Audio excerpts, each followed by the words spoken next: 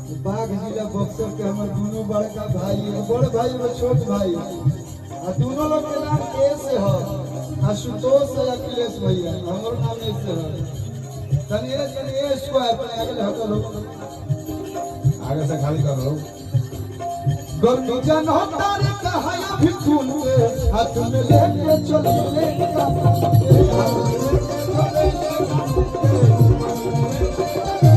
गर्मी जन हो तारे कहाया भी खून के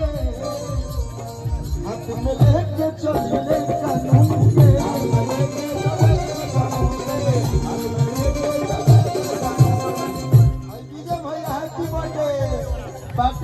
हेलो हेलो जन्मदिन की बहुत बहुत शुभकामनाएं। किसी हमारे किसी ये गाने में सबसे बड़ा योगदान हमारे विजय भैया का है। एक सिंगर होते हुए एक दूसरे सिंगर को गीत देना इसके लिए कलेजा चाहिए और वो कलेजा आप में है। ये तो खूबी बैंक है। हम हमारे भोजपुरी के लिए आप प्राउड हैं। बहुत बहुत धन्यवाद कि आप छोटे भाइयों को इतना प्यार देते हैं। खाती बाबू गिंजन तोला तारा काहे बलसी जी अपन गिंजन तोला तारा 5 मिनट में तू हो जाई पापा। शिल्पी राज ने इस गाने में आवाज दिया तो बहुत प्यारा गाती है कि तहार में किसी हमार में किसी दोनों के में किसी का काला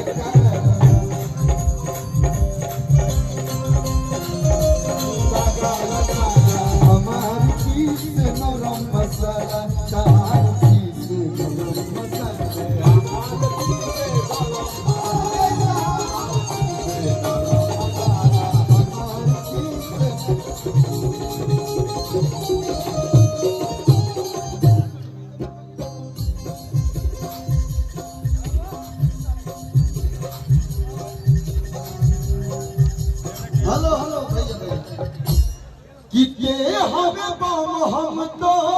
के गोला एक लाइन गाई गाना ना बाप अरे कितने आई जय साहब से तो इतना सारा प्यार अभय बाबा से प्यार और समर भैया बलमुआ के बल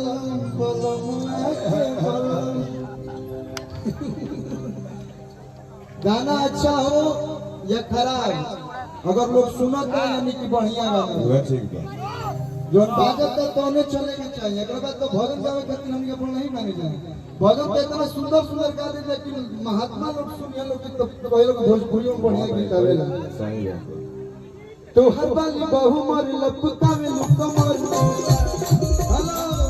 कि तो हर बाली बहु मर लपका में लुका मर जब चले लुता छम छम छम के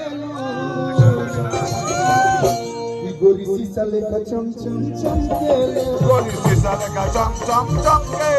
गोरी शीशा लेकर चम चम भैया भैया लेकिन हम गाना गाओ नहीं किते हवे बम हम तो के गोला ऐसा हमार बिहारी भाई जाई बोलो आरा जिला के पियरों में इतलाड़ पड़े ना भैया अरे किते हवे बम हम तो के गोला रंगदारी बिहारी के खूने में होला बिहारी के खूने में रंगदारी बिहारी के खूने में होला के खूने में होला ए हवे बम हम तो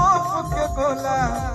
बम हमें तो के गोला ए हवे बम हम तो के गोला